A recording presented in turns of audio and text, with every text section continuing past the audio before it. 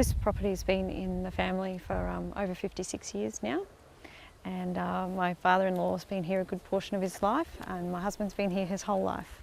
So to have another company come in and establish their business upon your business is, it's confronting. Okay. Yeah. All right. So how did that process begin? We received note from the company that they were interested in putting wells on the property. So we entered into negotiation meetings about where those wells might go, what they'll look like, where the pipelines will go. So that's a pretty intensive process. Is it very time consuming? It's very time consuming on behalf of the landholder. You have to go out and get yourself educated as to what that might mean, and then sort of marry it up with your own property plans. Yeah. And each meeting can be, quite lengthy, and then you've then got to go out onto your property and make up for that time you've lost spent in a meeting. Okay. All right. And I suppose over the length of that relationship, have there been any points where you felt happy with the way that that process was proceeding? Absolutely. At the beginning, we were quite happy with how that process was going along. We were promised that our property would be a showcase for Arrow Energy. We would be a best practices property where Arrow could actually bring in busloads of interested people so they could have tour days and show what a good job they could do and how that the two industries could actually align and coexist. When that fell through, we were, really disillusioned, really disappointed. Okay, yeah. So what led to the deterioration of that relationship with the company? A large portion of our problems here have come down to a lack of on-site supervision and a lack of communication. And a simple lack of respect for our property, the business we run here, and our lifestyle. Okay. So how's that manifested when you talk about a lack of respect? Would that be, perhaps correspondence not attended to expeditiously? That's right. Or? Yeah, correspondence isn't answered. In the construction phase, we had boundary fences cut, and they were cut without any sort of advice or notice. We had sections of fencing just go missing, so it was dozed for a pipeline to go through. Rehabilitation has been poor and slow. And it's not always up to the standard that a landholder would expect. Right. Okay. And that obviously has impacts not just on the everyday running of your business, but your ability to plan ahead, and also clearly on just your quality of life, in that you're having to deal with these issues. Absolutely. It's changed everything about our lifestyle on this property. Okay. You lose that privacy, you lose that ability to plan ahead, you lose that ability to manage the stock the way we wanted to, particularly during construction. It was very difficult for us to continue our normal everyday farming practices. So how intrusive is the construction, if at all? It's incredibly intrusive. Yeah, everything changes. Okay. So where do matters stand for you at the moment? At the moment, we're continuing our negotiations with Arrow Energy so we can hopefully reach some sort of resolution in the near future, but the relationship is not a good one at this stage.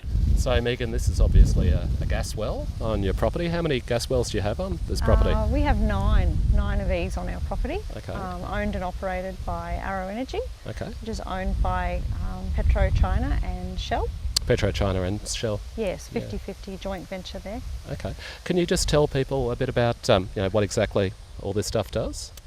Or should do? Because I don't think it's operating at the moment. No, the wells on our property aren't operational at the moment. They were installed from May 2009, but they haven't been operational since they were installed. Okay. So that's been quite a sticking point between us and the company, has been the lack of maintenance here. So why is that? Why have they not been operational?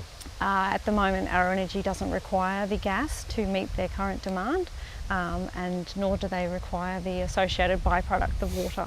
They have some water management issues, okay. So they certainly don't need that extra water at the moment. Okay, so really this is just in case they need to meet the demand. It's a bit of redundancy for them. At the moment, yeah. It's certainly been an investment for them that's not paying any sort of dividend. Interesting. Yeah. Okay, so maybe you could just tell us a bit about the different bits of the well and what it all does. Sure. Well, the blue component you can see there is the actual wellhead. That's where the components are directly under the ground from that blue section. It then comes up into your metering skid there. Both your gas and your water will come through that metering skid. Okay. It has components on the side of that so you can measure the quantities coming through.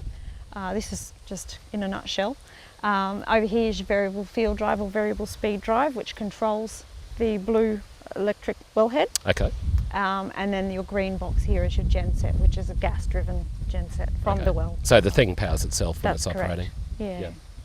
All right. And you were saying that they've got some water management issues, and you were telling me just before that the land up that way is owned by Arrow. That's right. So the land what's going on up there? over the road here is owned by Arrow. That is where they keep their evaporation dams.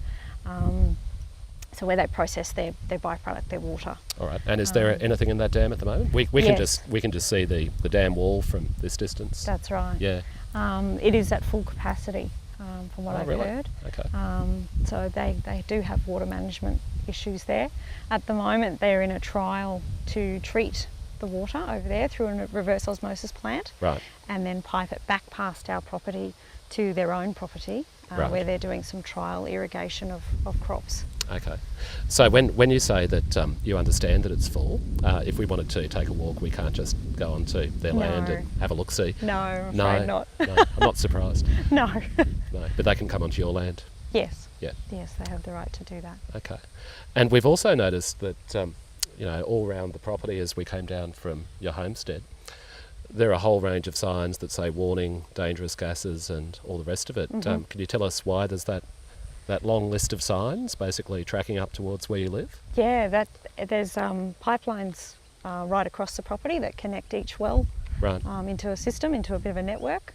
Above each pipeline is signage to warn anyone in the vicinity, particularly landholders that are operating machinery, Okay. that there is pipelines underneath the ground here.